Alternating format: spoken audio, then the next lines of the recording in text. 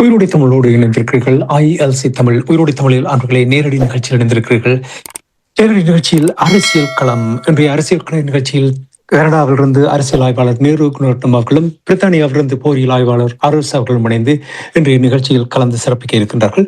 இன்றைய எங்களுடைய கலந்துரையாடலில் இன்றைய தலைப்பு மத்திய கிழக்கு போரும் நாம் எதிர்கொள்ளும் சவால்களும் என்ற தலைப்பில் நாங்கள் உரையாட இருக்கின்றோம். இந்த போர் தொடர்பாக நாங்கள் பார்க்கும் பொழுது மத்திய கிழக்கு என்பது இன்று உலகில் அரசியலில் இதயமாகவும் அதே சமயம் ஒரு எரிமலையாகவும் இருந்து கொண்டிருப்பதை அவதானிக்கக்கூடியதாக இருக்கின்றது.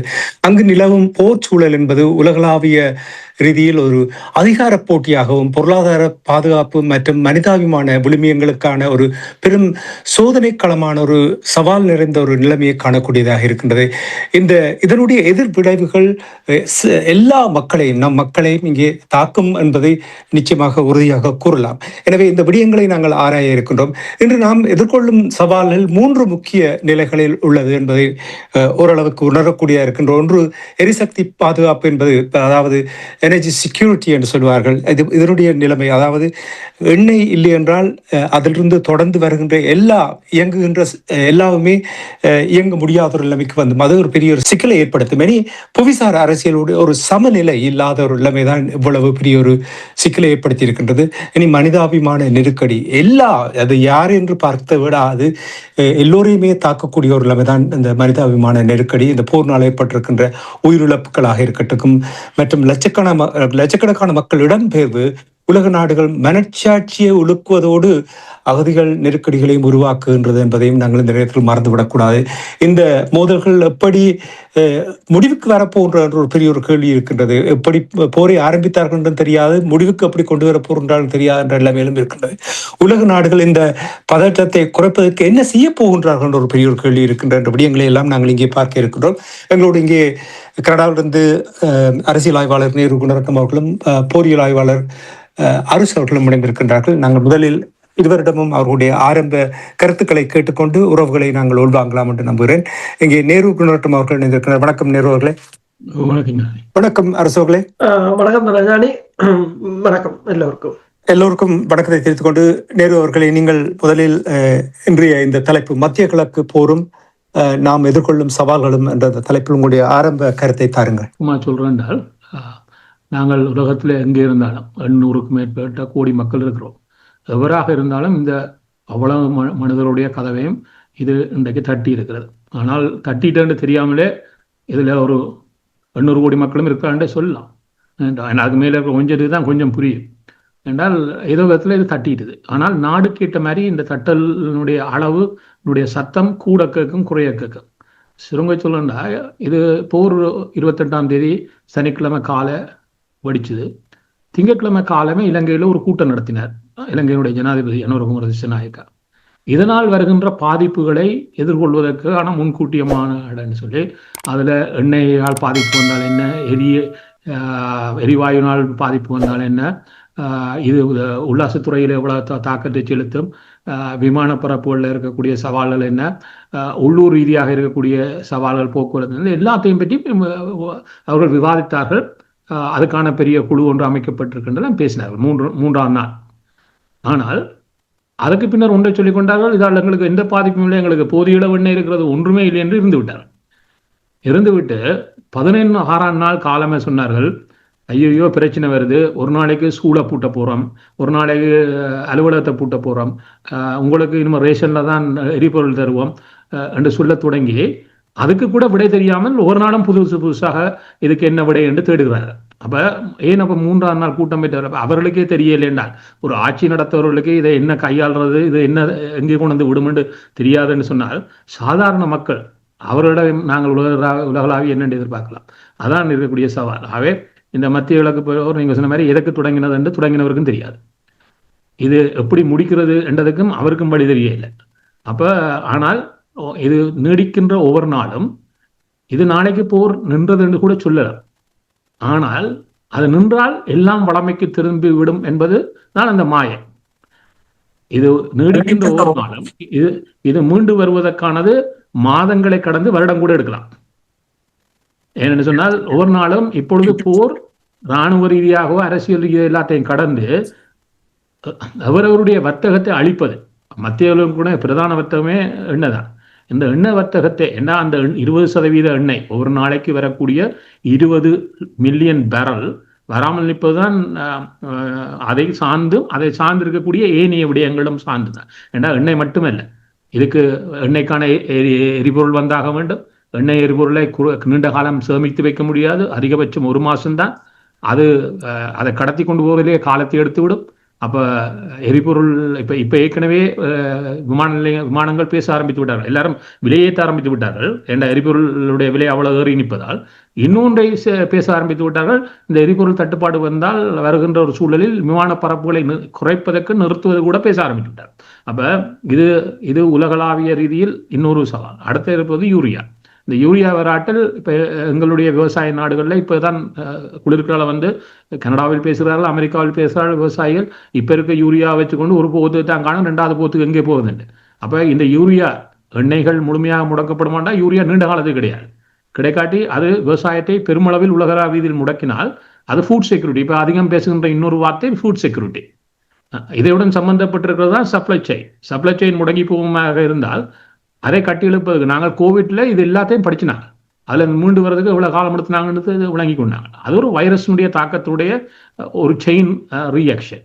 இது 2 முட்டாளர்களுடைய செயின் ரியாக்ஷனில் உலகம் மாட்டிக்கொண்டிருக்கிறது. அவை இந்த உலகம் ஏனென்றால் எதுக்கு மெல்ல இருக்கிறது. இப்போ ஈரான் எதிர்வினை ஆற்றுகிறன்னு சொன்னால் இதே ஈரான் தான் இந்த போருக்கு முதல் போய் செக்யூரிட்டி கவுன்சிலில் நீங்கள் என்னென்ன இடத்துல கை வச்சா நான் என்ன செய்வேன்ன்றதை லிஸ்ட் போட்டும் கொடுத்துருக்கு. அந்த லிஸ்ட் போட்டு கொடுத்தது இல்லைன்னு சொல்லாம பார்க்கலாம் செக்யூரிட்டி கவுன்சில் இருந்து. அப்ப அவன் என்ன செய்யறான், நீங்கள் எந்த இடத்துல கை வச்சீங்கன்னா நான் என்ன செய்வேன் சொன்னான், அதை செய்யறான். இன்றைக்கு நீங்கள் ஈரானும் கட்டாரம் சேர்ந்து இயக்கக்கூடிய ஒரு எரிவாயுவை தாக்கியிருக்கீங்க. இதை தாக்கினால் இந்த எரிவாயு அதாவது 2 விஷயம் நான் ஏன் நீண்ட காலம் எடுக்கணும்னு சொன்னால், இப்ப திருப்பி எல்லா மத்திய கிழக்கில் இருக்கக்கூடிய பிரதான நாடுகள் தங்களுடைய உற்பத்தியை நிறுத்தி வைத்திருக்கிறார்கள். அந்த உற்பத்தியை நிறுத்துவதற்கு 2 கிழமை எடுக்கும். ஒரு சுவிட்சை ஓப் பண்றது இல்லை, அது ஒரு ஸ்டெப் பை ஸ்டெப்பாக தான் அதை ஓப் பண்ணி முடிக்கணும். ஓப் பண்ணி முடிச்சால் அதை திருப்பி ஓனுக்கு பண்றான்னு ஸ்டெப் பை ஸ்டெப்பாக தான் ஓன் பண்ணலாம். அதே இன்னும் 2 கிழமை எடுக்கும் குறைந்தபட்சம். ஆனால் இப்பொழுது அதை சிதைஞ்சு கிடக்கிறது ஓன் பண்றதுக்கு. ஏனென்றால் அது மீது ஒரு நாளும் தாக்குதல் நடைபெறுது. அப்ப இந்த எண்ணெய் வயலுக்கான கட்டுமானத்தை திருப்பி கட்டி எழுப்பி அதை திருப்பி இயங்கு நிலைக்கு கொண்டு வந்து ஏற்றுறதுக்கு எவ்வளவு காலம் எடுக்கும். அப்ப இன்றைக்கு அந்த சிதைவு தான் ஒரு நாள் நடக்குது. எரிவாயுக்கு சிதைவு நடக்குது, எண்ணெய்க்கு சிதைவு நடக்கிறது. இந்த தாக்குதல் செய்கிறவர், இந்த முட்டாள்தனத்தை செய்கிற பற்றி யாரும் வாய் திறப்பதும் இல்லை. அப்ப இது இவ்வளவு காலம் இந்த உலகத்தை பின்னுக்கு தள்ள போறோம். பாத்தீங்கன்னா ஒரு எரிவாயு நிலையம் தாக்கினோடனே 110 கடந்துட்டு ஏற்றம். அப்ப இனிமேல் இந்த புரிதலுக்கு கூடாத அந்த ரியாக்ஷன் வரும். இப்போ எவ்வளவு காலம் நாங்கள் இருப்போம். இன்றைக்கு கனடாவுடைய மத்திய வங்கியும் அமெரிக்க மத்திய வங்கியும் வட்டியை கூட்டணும். இன்றைக்கு அதை பற்றி இதனோடு அப்படியே வைத்திருக்கிறார்கள். நாங்கள் பார்த்து விட்டு செய்கிறோம் என்றால் அது குறைப்பில்லை, இனிமேல் கூடுவதற்கான வாய்ப்பு இருக்கிறதா என்றால் அந்த வாய்ப்புகளை தான் அதிகம் இருக்கிறது. கனடா ஏற்கனவே 1.8 இருக்க இன்ஃபிளேஷன் இந்த மாதம் முடிய 3 கடந்து வந்தது, இது கூட சொல்லியாச்சு. அந்த புரிதல் எங்களுக்கு இருந்தால் நாங்கள் இதில் மாட்டிக்கொள்ளாமல் இந்த கடந்து செல்வதற்கு ஒவ்வொருவரும் இவ்வாறு நாங்கள் தமிழ் தான் பேசுறோம், அவை தமிழ் மக்களோடான் பேசுறோம். தமிழ் மக்களுக்கு இந்த புரிதலை நாங்கள் கொடுப்பது ஒரு கடமை இருக்குன்னா, நீங்க புரிஞ்சுட்டீங்கன்னு சொன்னால் உங்களுக்கு இருக்கக்கூடிய சவால்களுக்கு ஏற்ற மாதிரி உங்களை தயார் செய்துட்டீங்கன்னா ஏனையவர்களுக்கு வர்ற பாதிப்பும் பார்க்க தமிழர்களுக்கான பாதிப்பை குறைத்துக் கொள்ளலாம். ஆக இது பாதிப்பு இல்லை, நாளைக்கு இது எல்லாம் சரியாயிடும் என்று அனுரகுமார் சொன்ன மாதிரி நீங்களும் வெளிக்கிட்டீங்கன்னு சொன்னால் அது எவ்வளவு சிக்கலுக்கு உங்களை கொண்டு வந்து சேர்க்கும் என்றதை புரிந்து கொண்டால் அது எங்களுக்கு ஒரு மகிழ்ச்சியா இருக்குன்னு சொன்னா ஏதோ 4 பேரை காப்பாற்றி இருக்க வேண்டும். ஆகவே இது ஒரு நீண்ட ஒரு சவாலான காலத்தில் கடந்து போகிறோம். இந்த சவால் நாளுக்கு நாள் பெருகிறதையோட குறையவில்லை. இது நீடிக்கின்ற ஒவ்வொரு நாளும் இதனுடைய விளைவுகளுடைய காலம் மிக நீண்டு செல்ல போகிறது. அந்த புரிதல் வந்தாலே எங்களுடைய மக்கள் தங்களை தற்காத்துக் கொள்வார். நிச்சயமாக அந்த சவால்களை எவ்வாறு நாங்கள் கையாளலாம் என்றதையும் எங்களுடைய உறவுகளுக்கு ஒரு விடயங்களை சின்ன விடயங்களை கூறினாலே கூட ஒரு உதவியாக இருக்கும் என்று நம்புகிறேன். இப்பொழுது அப்படியே இருங்கள், நாங்கள் அரசர்களிடம் சென்றுவிட்டு நான் மீண்டும் உங்களிடம் வருகின்றேன். நேர்களை உள்வாங்குவதற்கு தயாராக இருக்கிறேன். அரசர்களே, நீங்கள் உங்களுடைய ஆரம்ப கருத்தை கொண்டு வாருங்கள். ஒரு சவால் நிறைந்த ஒரு நேரமாகத்தான் இப்பொழுது இருக்கின்றது. வருகின்ற செய்திகள் மிகவும் மோசமாக இருக்கின்றது. இதனால் விளைவுகள் பாரதூரமாக இருக்க போல் இருக்கின்றது. நீங்கள் உங்களுடைய ஆரம்ப ஒரு கூறுங்கள். உண்மைதான். இன்று ஈரான் எரிவாயு நிலையம் தாக்கப்பட்டிருக்கின்றது. கிட்டத்தட்ட உலகத்துக்கு ஈரானுக்கு 75% எரிவாயுவையும் 80% மின்சாரத்தையும் கொடுப்பது. ஈரான் உடனடியாகவே கூறியிருந்தது, கட்டாராக இருக்கலாம், UAE-ஆக இருக்கலாம், சவுதி அரேபியாவாக இருக்கலாம், அவர்கள் 5 எண்ணெய் தளங்களை தாக்கப் போவதாக தாக்கிவிட்டார்கள். இப்போது ரியாத்துல 4-5 இடத்துல பத்தி எரிகின்றது. கட்டார் உலகத்திலேயே மிகப்பெரிய கேஸ் வயல், அது பத்தி எரிகின்றது. ஆனால் ஒன்று, ஈரான் ஏற்கனவே எச்சரிக்கை கொடுத்ததால் ஆக்களை எல்லாம் அகற்றி விட்டார்கள் என்று கூறுகிறார்கள். அங்கிருந்த பணியாளர்களை வெளியேற்றி விட்டார். பணியாளர்களை வெளியேற்றுவது வேறு விடயம். உலகத்துக்கு இப்ப கட்டார்ன்ற இந்த எரிவாயு ஆசியாவுக்கும் ஐரோப்பாவுக்கும் ஃபீட் பண்றது அதுதான் எரிவாயுவை. இலங்கை நிலவரம் உங்களுக்கு தெரியும். இப்ப புதன்கிழமை லீவ் ஆக்கி விட்டார்கள். இப்ப 4 நாள் தான் வேலை. ஆனால் இதுக்கு மேலும் இது ஒரு தொடர் தாக்கம். என்னென்று சொன்னால், எரிபொருள் என்பது எல்லா துறையையும் பாதிக்கும். சுற்றுலாத்துறையை பாதிக்கும். இனி மத்திய கிழக்கில் பணியாற்றுபவர்கள் திருப்பி அனுப்பப்படுவார்கள், அவர்களுடைய குடும்பங்கள் பாதிக்கும். விமான போக்குவரத்து பாதிக்கும். இனி 4 நாள் வேலை என்று சொல்லிக்க இலங்கை என்ற ஆடை உற்பத்தி துறையோ எல்லா உற்பத்தி துறையும் பாதிக்கும் என்று சொல்லி ஒரு செய்தி. இலங்கையை பொறுத்தவரையில் எந்த விதமான தயாரிப்புகளும் இல்லை. விஜிதகரத்தை முதல் சொல்லிக்க சொல்றாரு என்றால், எங்களுக்கு அந்த முதல் சண்டை தொடங்க என்ன சொல்றாரு என்றால், எங்களுக்கு அதால பாதிப்பு இல்லை, இந்தியாவில இருந்து வாங்கலாம் எண்ணெய் என்று. இந்தியாவில் என்ன செய்கிற, என்ன சுத்திகரிக்கிறேன், என்ன இந்தியா அகல்றேன் என்றது கூட விஜிதகரத்துக்கு தெரியவில்லை என்றால் யோசிப்பார்கள்.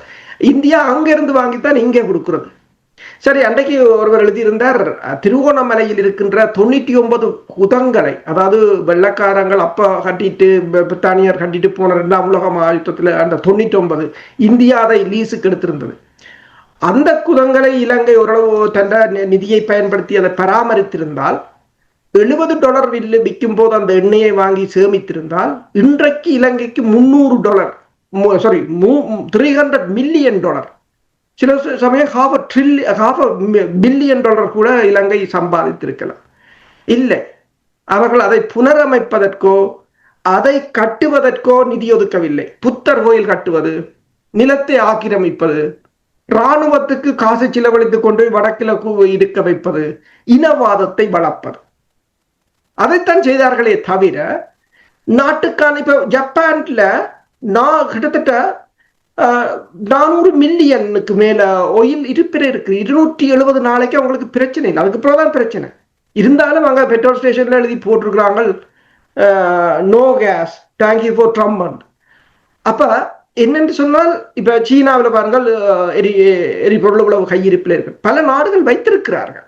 ஆனால் எல்லாவற்றையும் இனவாதத்துக்கும் அரசியல் காரணங்களுக்கும் ஊழலுமாக இருந்ததால் இன்று இலங்கை இந்த நிலைமையாக போயிருக்கின்றது. வளர்ந்து வரும் நாடுகளே இதால் அடிபட போகிறது. இப்ப நேரு அண்ணா சொன்னது போல வட்டி வீதம், ஆஸ்திரேலியா போன கிழமையே வட்டி வீதத்தை கூட்டி போட்டது. இவியல் இப்ப பார்த்து கொண்டிருக்கிறேன்.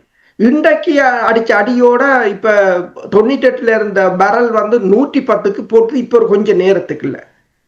இந்த அமெரிக்காண்ட ஃபெடரல் ரிசர்வின் முடிவால பங்கு சந்தை 700 பில்லியனை இப்ப லாஸ் பண்ணி இருக்குது என்று சொல்லி உலகம் ஒரு மிகப்பெரிய ஒரு பொருளாதார நெருக்கடிக்கு சந்திச்சு வந்து கொண்டிருக்கிறது.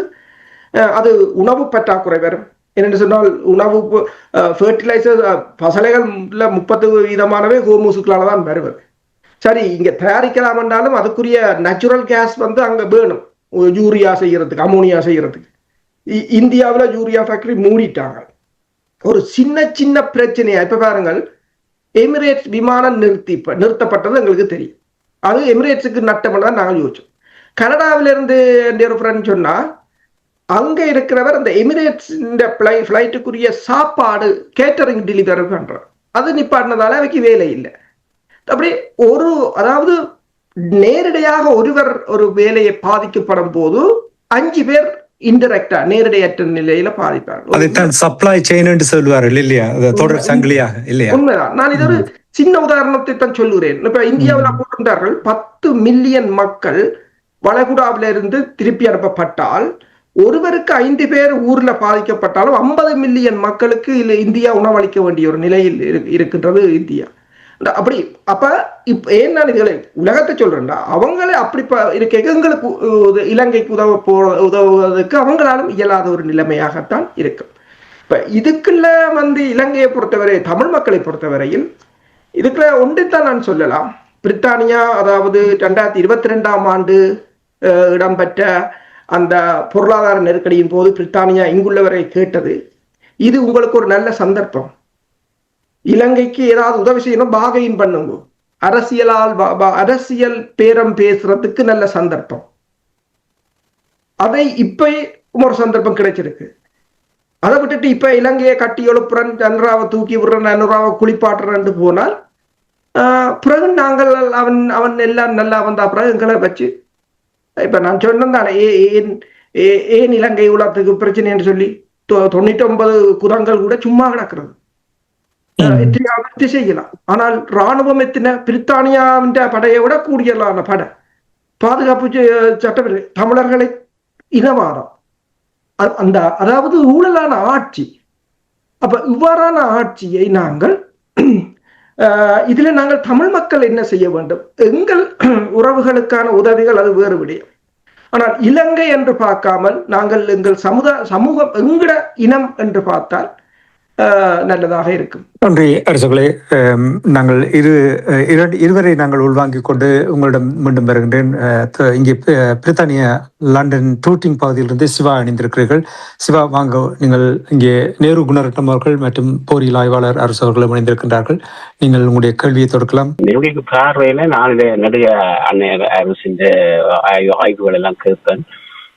இப்ப இந்த பிராந்தியத்தில் இந்த ஈரானுடைய போர் ஒரு அலை மாதிரி எல்லா மூல முடுக்கும் உலகம் பூரா அடிக்க தொடங்கிவிட்டது. இந்த போர் இது வலிந்தெழுத்து தாங்களே தாக்குதலை தொடுத்த 2 நாடுகள் இன்றைக்கு பிச்சை வேண்டாம் நாயப்படி என்ற மாதிரி நிற்கிறார்கள்.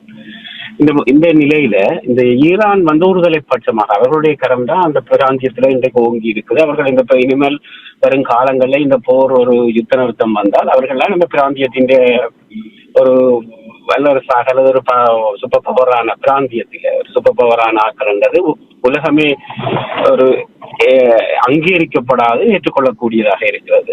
இந்த நிலையில இப்ப மக்கள் இனி வரும் இந்த உலகத்தில் மாற்றங்கள் மாறும் அல்லவா?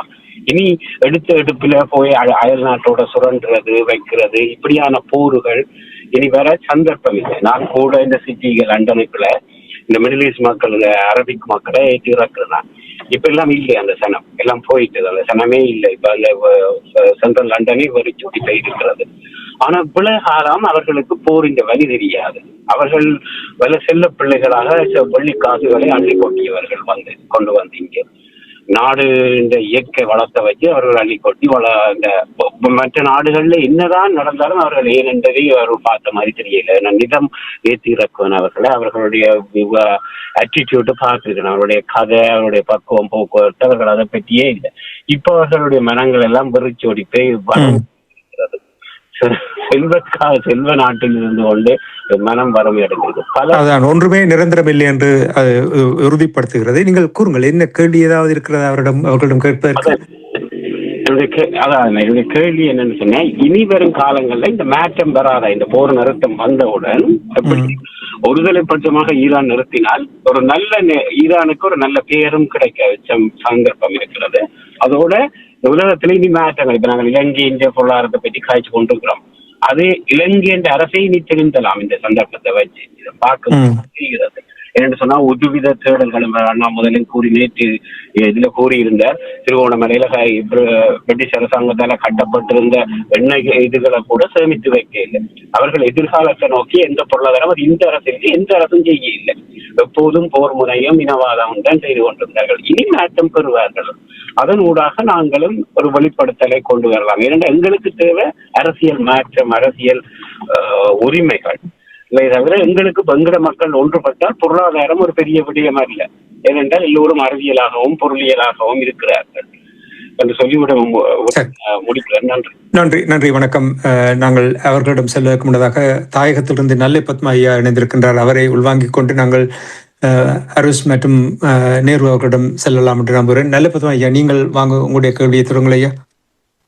நான் கூறுவது என்னென்றால், இப்பொழுது எங்கள் டவுன் பகுதியை பார்க்கும்போது அவர் அந்த திருவோணமலையில பற்றி சொன்னார். அதை மாதிரி எங்களுடைய யாழ்ப்பாணத்திலும் பராமரித்தில் இருந்த ஒரு எண்ணெய் தாங்கி அங்கே புகையில இது வழி இதுக்கு சமீபத்திலிருந்து எண்ணெய் தாங்கி அதுக்கும் பராமரிப்பு இல்லாமல் போய்விட்டது. அதை பராமரித்திருந்தாலே வடபகுதிக்குள்ள எங்களுடைய எண்ணெய் தாங்கி எங்களுக்கு தேவையான எரிவுகளை கிடைச்சிருக்க வாய்ப்பு இருக்கு. ஆனால் இந்த அரசாங்கம் அதுகளை பராமரிக்க விட்டது அது பெரிய ஒரு சவால் தான். எங்களுடைய தமிழ் பிராந்தியத்தை தமிழ் மக்களை பொறுத்தளவிலும் எங்களுக்கு இது ஒரு பாரிய இழப்பாகத்தான் கருதப்படுகிறது. ஏனென்றால் மத்திய கிழக்கு போனவர்கள எங்கள் தமிழ் மக்களும் பாரிய ஒரு இழப்பை சந்திக்க வேண்டியதான் இருக்கிறது. அவர்களும் எல்லோருக்கும் வேலை இல்லாமல் திரும்பி வர போற சூழ்நிலை இருக்கிறபடியால் இதுக்கு என்ன வழி என்று எங்களுக்கு தெரியாமல் தவிக்கிறோம். இதுக்கு என்ன வழி என்று உங்களுக்கு ஏதாவது தெரிஞ்சால் அதை பற்றி கூறுங்கள். அதுதான் என்னுடைய கேள்வியாக இருக்கிறது. எந்த அரசாங்கம் வந்தாலும் எங்களுக்கு அது மதவாதம், காணிபறிப்பு, இனவாதத்தை பற்றி கதைக்கிறார்களே ஒழிய பொதுவான நற்சிந்தையோட ஒரு கதைக்கிறதுக்கு எந்த விதமான ஒரு இதையும் காணவில்லை. கட்டுற நேரம் அவர்கள் சொன்ன மாதிரி புத்தக கட்டுரை யாழ்ப்பாணத்தில் உள்ள இந்த எண்ணக்குதம் இந்த புயல் அந்த அதை கூட பராமரிக்காமட்ட ஒரு சின்ன இது அது எங்களை வடபகுதிக்கு தாராளமாக ஒரு 3 மாதத்துக்கு கூடிய எண்ணெய் எரிபொருள் அங்கே இருந்திருக்கும். எல்லாத்தையும் கொழும்புல இருந்து கொண்டு வந்த துவங்கி அது பெரிய ஒரு இழப்புத்தான் எங்களுக்கு. என்றாலும் இந்த மத்திய கிழக்கிலிருந்து திரும்ப உழைப்பு இல்லாமல் இருக்கிற எங்களுடைய தமிழினத்துக்கு என்ன மாதிரி செய்யலாம் என்பது என்னுடைய ஒரு கேள்வி. இருவரிடம் கேட்போம். உங்களுடைய கேள்விக்கு என்ன பதில் கூறுகிறார் என்று பார்ப்போம். நன்றி நல்ல பத்மையா, தாயகத்திலிருந்து இணைந்து இந்த கேள்வி தொடுத்தக்க நன்றி. பொறியியலாளர் அரசு அவர்கள் நீங்கள் கூறுங்கள். முதலில் சிவா அவர்கள் கூறிய விடயம், இந்த போர் முடிவுக்கு வரும் அப்பொழுது வரப்போகிறது, அது என்ன விதமான எப்படி அந்த மாற்றங்கள் என்ற விடயத்தை அவர் கேட்டிருக்கின்றார். நீங்கள் அதை கூறுங்கள். அதாவது இதுவரை காலமும் அமெரிக்காவின் அந்த மிகப்பெரிய சூப்பர் பவர், அதாவது ஒருமுனைவாக்கப்பட்ட உலகம் என்று சொன்னது, அது முடிந்து விட்டது என்றெல்லாம் சொன்னார்கள். பல் துருவ உலகம் பிறந்து விட்டது என்றெல்லாம் சொன்னார்கள். யாரும் நம்பவில்லை. ஆனால் ஒரு போரில் தான் அதை நிரூபிக்க முடியும். இன்றைக்கு போர் ஒரு ஈரான் தனிய மிசைல் சார், வான்படை இல்லை, கடற்படை இல்லை, உலகத்தின் சூப்பர் பவர், 2 விமானம் தாங்கி கப்பல், ஒன்று இப்போ ஓடிவிட்டது, ஒன்று கிரேக்கு கொண்டு போயாச்சு, ஒன்று ஓமான் மலைக்கு பக்கத்துல ஒளிச்சு நிக்குது. அதை சைனாக்காரன் தண்டை சேட்டலைட்டால படம் பிடிச்சு போடுறான், அந்த அதுக்குள்ள ஒளிச்சு நிக்குது. அப்படியான ஒரு நிலை. அப்ப இன்று சொல்லிவிட்டு தான் அடிக்கிறார்கள். இன்று நீங்கள் பார்த்தீர்கள் என்று சொன்னால் அவர்கள் இந்த எரிவாயு அது மக்களுக்குரியது, அந்த பொது மக்களுக்குரிய. இன்றைக்கு பாருங்கள், கியூபாவை பாருங்கள். கியூபாவில் 2 மணித்தியாலம் தான் மின்சாரம் இருக்குது. 2 மணித்தியாலம் அதற்கு இல்லை. எந்த பயங்கரவாதி இதை செய்கிறார்? யாரும் பயங்கரவாத அமைப்பு செய்கிறார்? இல்ல, நாடுகள் தான் செய்கிறது. இன்றைக்கு ரஷ்யா 2 கப்பல் போகிறது. ஒரு கப்பல் எண்ணெயுடன் போகிறது, 7 லட்சம் பேரல் எண்ணெயுடன், ஒரு கப்பல் எரிவாயுடன் போகிறது. 28ஆம் தேதி எண்ணெய் கப்பல் போய் சேரும், 4ஆம் தேதி எரிபொருள் வாயு கப்பல் போய் சேரும் கியூபாவுக்கு. அப்ப ஆனால் கியூபா என்று சொல்லி இருக்கிறது, சரி நாங்கள் எண்ணெய் இல்லையோ, எரிபொருள் இல்லையோ, மின்சாரம் இல்லையோ, பிரச்சனை இல்லை, ஆனால் எங்கள் நாட்டுக்கு நீங்கள் இறங்கி பாருங்கள். அப்ப ஒரு உலகம் ஒரு மிகப்பெரிய ஒரு மாற்றத்தை நோக்கி நகர்ந்து கொண்டிருக்கிறது. அவர் கூறியது போலதான் இன்று ஈரான் வெளிவார அமைச்சர் ஒன்றை கூறுகின்றார், இந்த போர் முடிந்ததும் ஹார்மோஸ் நீரிணை முன்னைய மாதிரி இருக்காது, வரி விதிக்கப்படும், 1 வருடத்துக்கு தங்களுக்கு $74 பில்லியன் அதால் வரும், இதுவரை காலமும் தாங்கள் அதை விட்டது தவறு என்று கூறியிருக்கிறார்கள். அவர்கள் எல்லோரும் முடிவெடுத்து விட்டார்கள். இதை அதாவது நெடுக அடிக்க என்று சொல்லி அவர்கள் திடமாக ஒன்றில் மோதி பார்ப்போம், மோதி இல்லை ஒன்றில் வீழ்ந்தால் விழுவோம், இல்லை என்றால் எழுந்தால் மலையாக எழலாம் என்றதான் அவர்கள் நோக்கம். நிச்சயமாக நல்ல பத்மாயி அவர்கள் நீங்கள் கூறிய அந்த திருவண்ணாமலை விவகாரம் தொடர்பாக கூறும் பொழுது அது தொடர்பாக ஏதாவது கருத்து? இப்ப என்னென்று சொன்னால், இங்கே கூட நாங்கள் பல இந்த ILC-யிலும் பேசியிருந்தோம். பிரித்தானிய அரசு சொன்னது எல்லா வீடுகளில் வழியையும் நீங்கள் ஒரு 5 நாளைக்கு தேவையான சாப்பாடுகளை வாங்கி வச்சிருங்கள், அது தொடாதீர்கள். ஒரு பிரச்சனை என்று சொன்னால் ஒரு 5 நாளைக்கு குடிநீர் இதுகள் இருக்க வேண்டும் என்றதை சொல்லியிருந்தாங்க. டிஃபென்ஸ் மினிஸ்ட்ரியே சொல்லியிருந்தது, வேலைக்கு சொல்லிட்டாங்க. அப்படி அங்க யாரும் சிந்தித்தார்களா என்றால் இல்லை. அரசாங்கம் கூட அப்படி சிந்திக்கவில்லை. அரசாங்கத்துக்கு எங்கிருந்து என்ன வருது என்று கூட தெரியவில்லை.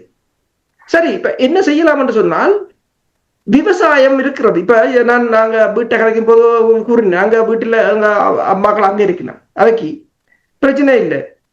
வயல்ல நெல் இருக்கிறது, வீட்டுக்கு அங்க மோட்கேஜும் இல்லை, வாடகையும் இல்லை, கிணத்துல தண்ணி இருக்கிறது, ஆடு இருக்கு, வீட்டரு மாடு இருக்கு, கோழி இருக்கு. ஆனால் அதையெல்லாம் எங்கட மக்கள் மறந்து விட்டார்கள். பலர் நகர வாழ்க்கை, வெளிநாட்டு வாழ்க்கை என்று சொல்லி மறந்து விட்டார்கள். நான் அங்கு இந்த ஒருவருடன் கலைக்கும் போது கூறினேன், அண்மையில் அமெரிக்க ஜனாதிபதி ஒருவர் வந்திருந்தார். அவர் என்ன தொழில் முயற்சி என்றால் கடல், நிலக்கடலை வியாபாரம். அமெரிக்காவுக்கு சீனாவுக்கு என்ன பிரச்சனை என்றால் சோளத்தை ஏற்றுமதி, விவசாயம். அதை மறந்து விட்டோம். என்னென்று சொன்ன இப்படியான சந்தர்ப்பங்கள்ல அதுதான் எங்களுக்கு கை கொடுக்கக்கூடியதாக இருக்கும். முதலாவது சுய தொழில், சுய உற்பத்தி, எங்கள் இடத்தை அபிவிருத்தி செய்வது, அதுதான் முக்கியமான. உண்மைதான், நீங்கள் கூறுவது போல் எங்களுடைய நிலத்தை அபிவிருத்தி செய்வதுதான் முக்கியமாக இருக்கின்றது. எங்களோட நேரு குணரட்னம் அவர்கள், நீங்கள் உங்களுடைய இணைப்பு ஒரு கொஞ்ச நேரம் துண்டிக்கப்பட்டிருந்தது, மீண்டும் இணைந்திருக்கிறீர்கள். சரி, நீங்கள் சிவா அவர்கள் டூட்டிங்கிலிருந்து கேட்ட கேள்விக்கும் நல்ல பத்மா ஐயா அவர்கள் கேட்டிருந்தார். நீங்கள் உங்களுடைய பதிலை கூறுங்கள். இப்போ ஒரு பல இரண்டு இதை சமாளிக்கலாம். இப்போ சிவா சொன்ன மாதிரி இப்போ இது ஒரு புதிய உலகம் நகருதுன்றது அது தெரியும். அது ட்ரம்ப் வந்ததுலேருந்தே தெரியும். இது நிறைய இப்போ உலக தலைவர்கள் பேசிவிட்டார்கள். நாங்கள் ஒரு புதிய உலகத்துக்குள் பயணிக்கிறோம். அதாவது இதுவரை இருந்த உலக ஒழுங்கு முழுமையாக மாற்றமடைகிறது. இந்த உலக ஒழுங்கில் சட்ட ஒழுங்கிலும் இருக்காது. அவை நம்ம போரெண்டு வராதுன்றது சொல்றதே அது தவறான கணிப்பு.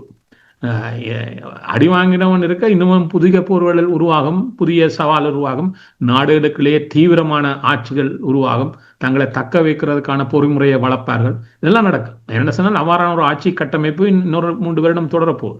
அந்த 3 வருஷமும் இப்படியான ஒரு ஆட்சி முறைமைகள்ல பழக்கப்பட்டு அதனால தான் அந்த ஆட்சி முழுமையாக மாறுகிறது என்று கூட சொன்னோம்.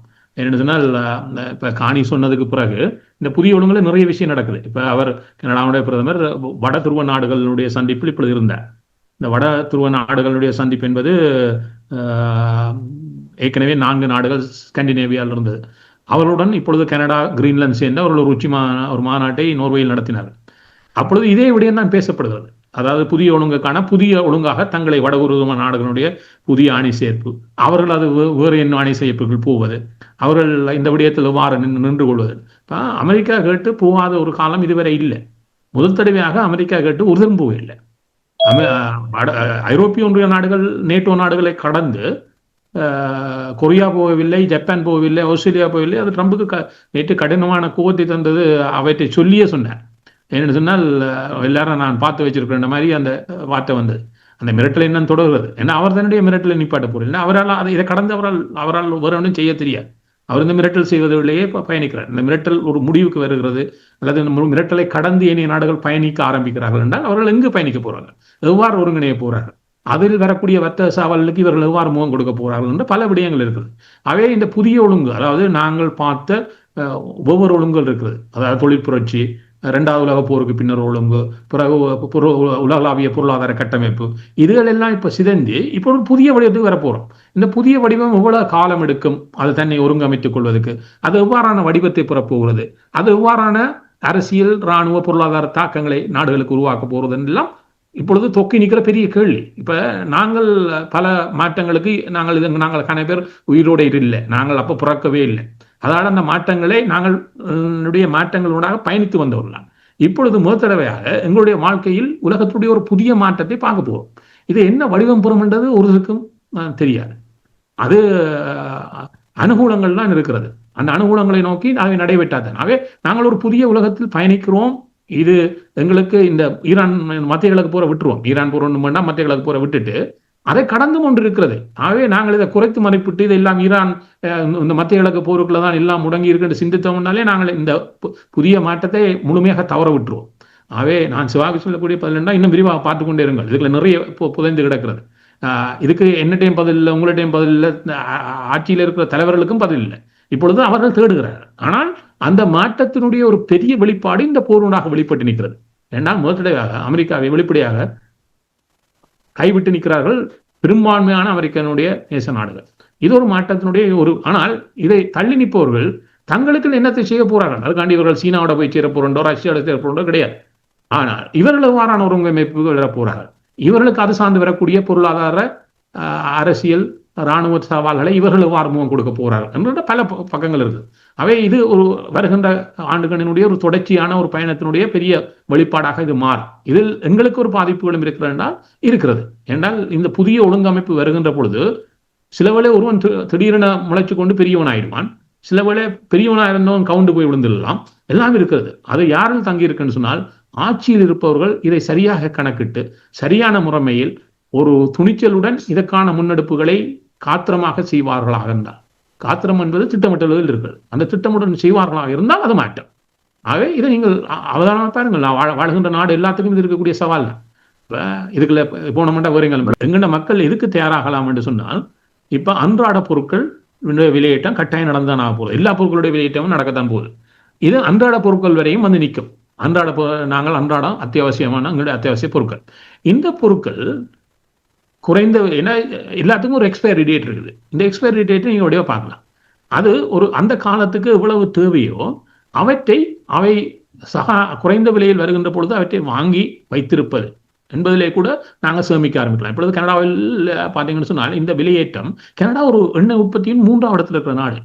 கனடா 3ஆம் இடத்துல இருக்கக்கூடிய நாட்டை கூட நேற்று சந்தை விலைக்கு தான் இங்கே தருவார்.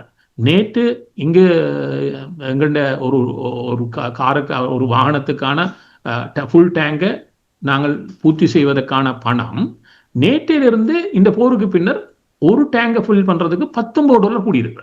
இந்த $19 எங்களுடைய கையை தான் கடிக்கிறது. இப்ப இது அப்ப நீங்க பாருங்க, ஒரு மாசத்துக்கு ஒரு 4 தரம் அடிச்சாலே 5 தரம் அடிச்சா $100 மேலே இப்ப உடனடியாக தேவைப்படுகிறது.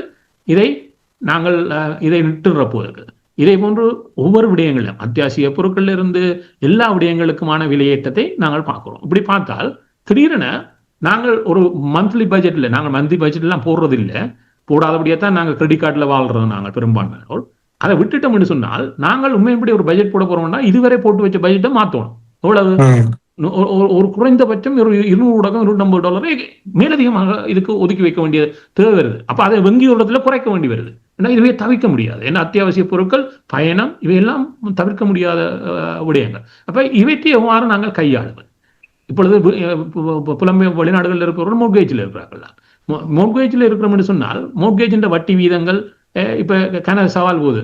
இதை நாங்கள் பிக்ஸ்ல போடுறதா, பிளெக்சிபிளா வைக்கிறதா, இல்லாட்டி 5 வருஷம் வைக்கிறதா, 3 வருஷம் இருக்கா, எவ்வளவு தருவான்னு தெரியாது.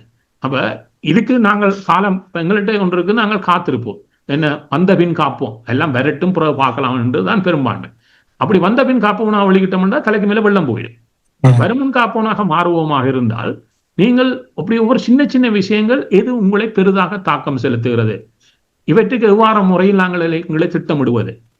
சரி, எனக்கு பணத்தை கொஞ்சம் மேலதிகமாக வச்சிருக்க வேண்டும், நாளைக்கு வேலைக்கு சவால் வரலாம். வேலை என்றால் நான் ஒரு மேலதிக பணங்களை நான் ஒரு பயணத்துக்கு போய், இப்ப பயணத்துக்கு போனீங்கன்னா கூட டிக்கெட் தான், இப்ப பயணத்துக்கு போய் நான் இருக்கிறதையும் அங்க கொட்டுறதா, இல்லாட்டி அதை ஒரு காலம் இது செட்டில் ஆகும் வரையும் நான் பணத்தை மேலதிகமாக எனக்கு வைத்துக் கொள்வதா, இவ்வாறு ஒவ்வொரு சின்ன சின்ன விஷயங்களே சிந்திக்க வழிகிட்டாலே அது ஏனையவர்களும் இருந்த மாற்றமாக வந்துவிடும்.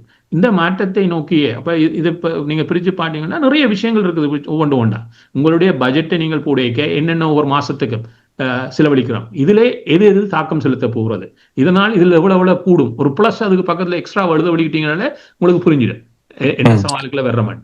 அவை வாழ்க்கை என்பது திட்டமிடல் இருக்கிறது. எல்லாம் ஒரு நாட்டுக்கு திட்டமிடல் இருப்பது போல ஒரு திட்டமிடல். இந்த திட்டமிடலை நாங்கள் சரியாக வகுக்கின்ற ஒரு சமூகமாக மாறிவிட்டோம் என்றால் மற்றவர்களுக்கும் எங்களுக்கும் இடையே பெரிய மாற்றம் அதில் வெளிப்படும். சிறப்பு நேர்வர்களே, இங்கே 6 அன்பர்கள் இணைந்திருக்கிறீர்கள். சுருக்கமாக நாங்கள் இங்கே நீண்ட நேரமாக காத்திருக்கின்ற புனிதா எடிசன், உங்களை முதலில் நாங்கள் உள்வாங்கிக் கொண்டு மற்றவர்களிடம் செல்லலாம் என்றேன். புனிதா அவர்களை நீங்கள் இணைந்து உங்களுடைய கேள்வியை தொடங்கள். அதனைத் தொடர்ந்து எடிசன் நீங்கள் உங்களுடைய கேள்வியை தொடக்கலாம். இருவருமே மியூட்டில் இருக்கிறீர்கள். மியூட்டை அழித்துவிட்டு பேசுங்கள். வணக்கம் தம்பி. கூறுங்கள் பின்னால். வணக்கம். இரண்டு கேட்டால் தம்பி, இன்றைக்கு இந்த உலக நாடுகள் சிந்திக்கையில் இன்றைக்கு இந்த ஒரு யுத்தம் வந்து ஒரு தேவையற்ற ஒரு யுத்தம். உன்னுடைய பலமா என்னுடைய பலமாண்டு ஆளையால் போட்டி தங்கட ஆயுத பலங்களை பார்த்தாங்களையோ அந்த உலக மக்களுக்கு இதால என்ன விளைவு ஏற்பட போகுன்றதை சிந்திக்கையில். இப்ப நீங்கள் ஒவ்வொன்று ஏற்கனவே அந்த யுத்தம் தொடங்கினோடனே எனக்கு ஒரு பயம் ஒன்று உருவாயிடுச்சு. ஏற்கனவே இந்த கோவிட்டால எங்களோட உலக பொருளாதாரம் பெரிய ஒரு தலைகீழா மாறி பெரிய ஒரு தாக்கத்தை ஏற்படுத்தி இருந்தது. இப்ப இந்த ஒரு அடுத்தது வந்து உக்ரைன் ரஷ்யா யுத்தம், அது அடுத்தபடியா இருந்தது. இப்ப அடுத்த கட்டம் என்று கேட்டால் இந்த யுத்தம் வந்து மிக மிக ஒரு தேவையற்ற வீணான ஒரு யுத்தத்தால உலக மக்கள் அழிவின்ற விளிம்பில் நிற்கிறோம். என்கிட்ட உண்மையா பயமா இருக்குது. இப்ப நீங்க நேரு அண்ணா சொன்ன விடயங்கள் உண்மையில எங்களுக்கு பயமா இருக்கு. ஆனா இந்த சிங்கள அரசு மட்டும் இந்த மோடியன்கள் மோட்டு கதை காய்ச்சி கொண்டிருக்காங்க. இந்தியா இருக்குது எங்களுக்கு எல்லாம் கொடுக்க கொண்டிருக்காங்கன்னு சொன்னா இவ்வளவு ஒரு மோடியன்களா இருக்கிறான்னு பாருங்க தம்பி. ஆனா இப்ப என்ன செய்வாங்க, அங்க இலங்கையில இப்ப பொருளாதார நிலைமை சரிஞ்சு கொண்டு போயிட்டு இந்த புலம்பெயர் தேசத்திலே இருக்கிறவங்க சிங்களத்துக்கு நாங்கள் காசுகளை கொட்டி கொடுத்து தூக்குவோம் சொல்லி படிக்கிறாங்க தம்பி. என்னத்தை கொட்டி கொடுத்தோம் உலக மாற்றத்துல ஒன்றுமே செய்ய இயலாது. இப்ப நேரு என்ன சொன்ன மாதிரி இந்த குராங்கள் இல்லையான்னு சொன்னா உணவு உற்பத்தி செய்ய முடியாது. கேஸோ பெட்ரோலோ இல்லையோன்னு சொன்னா எந்த ஒரு போக்குவரத்தோ எந்த ஒரு இதுகளும் செய்ய முடியாது. இன்னைக்கு அவங்க அந்த இந்த பொருளாதார முதுகெலும்பை தான் ஆளையால் போட்டி போட்டு உடைச்சு கொண்டிருக்கிறாங்க. இதால மக்களுக்கு ஏற்படக்கூடிய அழிவோ மக்கள் சந்திக்க போற விளைவோ உலகம் எப்படி போகுதுன்றது ஒருத்தருமே சிந்திக்கல. இதை தளர்த்து நிறுத்துறதுக்கு ஒருத்தரும் நினைக்கல. ஒரு பாரதூரமான அழிவுல நிக்குது அப்படி. உண்மையா நான் நினைக்கிறேன் இவங்கள் இந்த யாரு அமெரிக்க அதிபர், இஸ்ரேல் பிரதமர், அவங்களோட குடும்பங்கள் உள்ள குட்டிகள் எல்லாம் பாலம். ஆனா மற்ற மக்களுடைய பாரும்போது மத்திய கிழக்குல இலங்கை, இந்தியா மற்ற நாடுகளை சேர்ந்து எத்தனை லட்சம் மக்கள் தொழிலாளர் அங்க நிக்கலாம். இன்றைக்கு இந்த இடங்கள் தாக்கப்பட்டு இடங்கள் கேஸ் உற்பத்தி நிலையங்கள் எல்லாம் தாக்கப்படுமா இருந்தால் அங்க இருந்து மக்களை வச்சிருக்கலாம வெளியேற்ற வேண்டியது. வெளியேற இலங்கைக்கு வந்தா இலங்கைக்கு வர பொருளாதார பணம் எவ்வளவு கோடிக்கணக்கான பணம், மில்லியன் கணக்கான பணம் மத்திய கிழக்குல இருந்து வருகுது. அந்த பணம் எல்லாம் நிப்பாட்டப்பட்டு அந்த மக்கள் நாட்டுக்கு போனா அந்த நாட்டுல நிலைமை என்ன மாதிரி கூட யோசிச்சு பாருப்போம். நாங்க ஒரு சின்ன உதாரணத்துல இருந்து சொல்ல, இலங்கையில இருந்து தொடங்கி அப்படியே போவோமே, அப்ப உலகத்துல எங்க போய் நிற்கும் நிலைமை என்று பாருங்க. உண்மையில நான் இன்றைக்கு இந்த சண்டை நிக்குமா, நான் செய்தி பாக்குறேன், நீங்கள் இந்த ஆய்வுகளை போடக்குள்ள ஐயோ இன்றைக்கு நிக்குமா, அடுத்தவங்க நிக்குமா, உடனே ஓடி போய் பாக்குறது. அப்படி நீங்கள் போடுற இந்த ஆய்வுகள் எல்லாத்தையும் உடனே பாக்குற, சொல்ற ஆய்வுகளை பாக்குற, இன்றைக்கு நிப்பாட்டுவாங்க, யாராவது நிப்பாட்டுவாங்களா என்றுகிட்டா உலகத்தை அப்படி ஒரு அழிவை நாங்கள் நோக்கி போய் கொண்டிருக்கிறோம் வீணான யுத்தத்தால. இதுல எந்த ஒரு பிரயோசனமுமே இல்லை. இந்த சும்மா இருந்த சங்க ஊதி கெடுத்தா நான் பண்டாரி என்று இவங்க வில்லங்கமும் போய் வில்லங்கத்துல கை வைக்க போய் இன்றைக்கு பாரதூரமான நிலைமையில உலகமும் மக்களும் நிக்கிறேன் தம்பி. நன்றி. எடிசன், நீங்கள் பேச முடியுமா? எடிசன், நீங்கள் பேச முடியவில்லை என்றால் நாங்கள் பிள்ளையிடம் சென்று உங்களோட எடிசன் பாருங்கள், கூறுங்கள். வணக்கம். என்று கேட்டால் எனக்கு ஒரு 2-3 வினாக்கள் இருக்கிறது. என்று கேட்டால் இந்த போர் தொடங்கப்பட்டது என்ன ஒரு காரணத்துக்காண்டி தெரியல. என்று கேட்டால் 2 சர்வாதிகாரிகளுடைய நலன்களுக்காண்டித்தான் இன்றைக்கு தொடங்கப்பட்டதுன்னு சொல்லிட்டு இன்றைக்கு மக்கள் நாங்கள் இன்றைக்கு சிந்திக்கூடிய அளவில் இருக்கோம். இன்றைக்கு யாழ் மாவட்டத்தை எடுத்துக்கொண்டால் 6 லட்சம் மக்கள் வாழுகின்ற இடத்தில் ஒரு 3 நாள்ல ஒரு 30 கோடி ரூபாய்க்கு கேஸ் வித்திருக்குன்னு சொன்னா அந்த கேஸ் இன்னைக்கு ஒரு சேஃப்டியான முறையில ஒரு இருட்டடிப்பு செய்யப்பட்டிருக்கு. என்று கேட்டா பதுக்கல் செய்யப்பட்டிருக்கு. அப்ப அங்க ஒரு நாளைக்கு 1 லிட்டர் 2 லிட்டர் என்று சொல்லி பயன்படுத்துற மக்களுடைய வாழ்வாரம் இன்னைக்கு பாதிக்கப்பட்டிருக்கிறது. அந்த யாழ்ப்பாண டவுன்ல இருந்து இந்தியன் எம்பசிக்கு போயிட்டு வர்றதுக்கு முந்தைய அவர்கள் வேண்டுகின்ற காசு 200 ரூபாயில இருந்து 250 ரூபா இல்லை 300 ரூபா தான் கூடுதல் மேக்சிமம். இன்னைக்கு அந்த காசு இன்னைக்கு 600 ரூபாயில இருந்து 650 ரூபா 700 ரூபா வரைக்கும் சார்ஜ் பண்ண வலிக்கிட்டு இருக்காங்க. அப்ப அங்கேயே இன்னைக்கு அவர் சவால் என்று சொன்னா, இன்னைக்கு புலம்பெயர் தேசத்துல நான் இங்க உள்ள ஒரு பிரபலமான உணவு கடைகளுக்கு போயிருந்தேன். நீட்டு அவரோட போயிருந்து பேசிக்கிட்டு இருக்கும்போது அவர் சொன்னார் தன்னுடைய ட்ரக்குக்கு தான் கொடுக்குற காசு 3160 ரூபா 160 ரூபா கொடுக்குறார். ஆனால் நேற்று கொடுத்த காசு 5500 ரூபா கொடுத்துட்டார். அப்ப இது இந்த விலையேற்றங்கள் இன்றைக்கு எங்களுக்கு என்ன ஒரு செய்தியை செல்லுங்கிறது ஒரு முதலாவது கேள்வியா இருக்கு. இப்ப நேர்மையா சொன்ன மாதிரி தான் இப்ப கணிசமான தமிழர்கள் கொரோனா டைம்ல கனவேர் இங்க இந்த ஓப்பன் வெரிபிள் மோட் கட்சியில வச்சு கொண்டு இருந்தவர்கள். அப்ப இஸ்ரேலும் மன்னிக்கணும் ரஷ்யாவும் உக்ரைனும் சண்டை வலிக்கிட்டுடனே நாங்கள் ஒரு கடுமையான வட்டி வீதத்துக்குள்ள போனாங்க. கட்டி வீதம் பணவீக்கத்துக்குள்ள போனாங்க. பணவீக்கத்துல போய் இருக்கேன் இன்றைக்கு கிட்டத்தட்ட 7.5 வரைக்கும் வட்டி வீதம் வச்சிருந்தாங்க. அப்ப போன வருடத்துல தான் கனடாவில் ஒரு வட்டி வீதம் குறைப்பு நடைபெற்றுக் கொண்டிருந்தது. அப்போ அந்த வருடத்துக்கு கணிசமான தமிழாக்கள் மொட்கட்சி லாக் பண்ணாம கிட்டத்தட்ட ஓப்பன் பெரிய உள்ளியும் வச்சிருந்தார். இன்றைக்கு எங்களோட புலம்பெயர் தேசத்தில் உள்ள தமிழர்களோட வந்து நாங்கள் கதைக்கின்ற போது அவருக்கு சொன்னது, உங்களுடைய மோக்கச்சிகளை லக் பண்ண வடிக்கணும்டா நீங்கள் வந்து ஒரு சரியான புரிதல் இல்லாம சொல்றீங்கள், நீங்கள் மக்களை குழப்புகின்றீர்கள் சொல்லி எங்களை மக்கள் வந்து இப்படியான ஒரு கருத்து இருக்கு. இது வந்து ஒரு மனதுக்கு ஒரு வேதனையை அளிக்கக்கூடிய விடயமா இருக்காது. இவர்கள் வந்து இன்றைக்கு ஒரு சிறிய புரிதல் கூட இல்லாம இருக்கின்றார். இன்னைக்கு நாங்களும் வந்து ஊர்ல வந்து ஒரு கடின போரை சந்திச்ச இனம் என்னகிட்ட இன்னைக்கு தமிழகாயத்திலையும் வந்து கட்டடங்கள் எல்லாம் இல்லாமப்பட்டு ஒரு குடிசைகளும் மூலக்குட்டைகளும் போட்டு மாட்டுக்கொட்டைகளும் போட்டு இருந்து வந்த நாங்கள். அப்ப இந்த செய்தி வந்து இன்றைக்கு தமிழர்களுக்கும் என்ன ஒரு செய்தி சொல்லுகின்றதை நிறுவனமாக கேட்டுக்கொண்டு அடுத்தது இன்னொரு வினாவிட்டால் மணிக்கணும் ஞானி என்ன நிறுவனரிடமே அரசனையிடம் என்று கேட்டுக்கிறது என்னெடுத்தால், இப்ப இறக்குமதி பொருளாதாரத்தை வந்து நம்பி இருக்கிற நாடுகள், அது வந்து இந்த கனடா பிரித்தானியா கணிசமா தமிழர்கள் வாழுகின்ற நாடு. இன்றைக்கு இந்த முட்டக்கரப்பான் அரிசியோ இல்லாட்டி பூநகர் அரிசியோ வந்து இன்றைக்கு இருக்கிற தமிழர்கள் வந்து இந்த மணிக்கணும் ப்ரௌன் ரைஸ் வந்து பாவிக்கிறதுகள் வந்தோ இல்லாட்டி தாயத்திலிருந்து இறக்குமதி செய்யப்படுகின்ற பொருட்கள் வந்து கணிசமான அளவு இருக்கின்றது. இந்த பெட்ரோல் இந்த எரிபொருட்களுடைய விலையினால் வந்து இறக்குமதி பொருளாதாரம் வந்து சரியா வந்து ஒரு முடக்கப்பட்டிருக்கின்றது. அப்ப இப்படி இருக்கேக்க இந்த இறக்குமதி பொருளாதாரத்துக்கு எப்படியான இந்த சப்ளை செயின் அண்ட் சப்ளை டிமாண்ட்ல வந்து இறக்குமதியில ஏற்படுற தடைகளும் இடர்களும் என்னத்தை செய்யும்? அப்ப இதிலிருந்து மீண்டு வருவதற்கு நாங்கள் செய்ய வேண்டிய விடயங்கள் என்ன என்பதை கேட்டுவிடுவோம். நன்றி, வணக்கம். நன்றி, வணக்கம். சரி, அடுத்ததாக பிள்ளை, நீங்கள் உங்களுடைய கேள்வியை தொடர்கள். பிள்ளையை தொடர்ந்து சிவா கேப்டல் இருந்து, அவரை தொடர்ந்து யாழினியன். பிள்ளை, உங்களுடைய கேள்வியை தொடங்கள். ஓகே, நானும் ஒரு 2 நிமிஷம் சிறப்பு அரசவர்கள் இதுவும் நேருகுணரிடம் கடைசியா அந்த பிரீஃப் இதுவும் வந்து இன்றைய காலத்துக்கு மிக பொருந்தது. நாங்கள் எப்படி சீக்க வேணும் என்று சொல்லி அதை தொடர்ந்து இப்ப கடந்த 2 நேர்களும் சிறப்பாக சொல்லியிருந்தார்கள். அதான் இப்ப நான் வந்து இப்ப இந்தியாவில கேட்கல, இந்தியாவில பெட்ரோலுக்கு பிரச்சனை இல்லை, கேஸ் தான் பிரச்சனைன்னு சொல்றாரு. அப்ப நாங்கள் யோசிச்சு பார்க்கணும், இனி உணவு கடையில கேஸ் இல்லையாட்டா என்ன மாதிரி, அதே மாதிரி அதை இலங்கையை விட இந்த மாதிரி போகும்ன்றது பார்க்கணும். அதே நேரத்துல இப்ப பார்த்தோம்னு சொன்னா நேர்கள் சொல்லியிருந்தா இப்ப மிடில் ஈஸ்ட்ல இலங்கை திரும்பினா நடக்குமாண்டு. இன்றைக்கு அவர்களுக்கு இப்ப 3 கிழமையாச்சும் அந்த சம்பளம் கொடுப்பார்களா ஏர்போர்ட்ல வேலை செய்யற ஆட்களுக்கு அங்க வேலை இல்லை. அவையோட கண்ட்ராக்ட் இந்த மாதிரியோ தெரியாது என்ன. அப்ப நம்ம யோசிச்சு பார்க்கணும் என்ன நடக்க போகுது. உலக ஒழுங்கு மாறப்போகுது. நெருக்கணும் சொல்ல மாதிரி உலக ஒழுங்கு மாறப்போகுது. அப்படி இங்கிலீஷ் மீடியாலையும் சொன்னார்கள், நாங்கள் அனுபவிச்ச இதுகள் வந்து திருப்ப வராது. ஒருக்கா நடைமுறைக்கு வந்தா ஒன்று விலை குறையாது. மற்றது நாங்கள் அனுபவிச்ச நார்மல் லைஃப் இது வந்து ஸ்டைல் வந்து it won't return back to the same. அப்ப இதெல்லாம் மாறப்போகுது. இப்ப அதான் இப்ப வேர்ல்ட் வார் 2ல எங்களுக்கு சொன்ன கதையில எங்களுக்கு அது கதையா இருந்தது. எங்களோட முள்ளிவாய்க்காலுக்கு முன்ன நடந்த கதையில இப்ப 2000 ஆண்டு பிறந்த பிள்ளைகளுக்கு அது ஒரு கதை. அப்ப இந்த இது வந்து இப்ப நாங்க பார்த்து கொண்டு போறோம். அப்ப உலக ஒழுங்கு மாற்றம் வந்து வேர்ல்ட் வார் 2க்கு பிறகு இது மிக மோசமா இருக்கு தங்களோட சுயநலத்துக்காக. அப்ப இந்த ஒழுங்கு மாற்றத்துக்கு நாங்கள் எங்களை ஒழுங்கமைக்காட்டால் நாங்கள் எல்லாரும் கஷ்டப்படுற போலதான் இருக்கு. இது எப்ப நிக்குமென்று தெரியாது. இதான் இந்த கருத்து. நன்றி, வணக்கம் பிள்ளை அவர்களே. சிவா கேட்பல் இருந்து நீங்கள் கூறுங்கள், சுருக்கமாக கூற வேண்டும். வணக்கம். வணக்கம், வாங்க. வணக்கம். நான் இந்த சண்டை இப்ப உண்மையில உலக நாடுகளுக்கு போக வேண்டிய இப்ப ஒரு சாப்பாட்டை சாப்பிடுறதுக்கு பார்த்து கொண்டிருக்கிற ஒரு சபையில போய் நின்று 2 பைத்தியக்காரங்க கூத்தாடி அதில் 2 கூத்தாடுறாங்க அந்த சாப்பாட்டுல. இதுதான் உண்மையான நடைமுறை.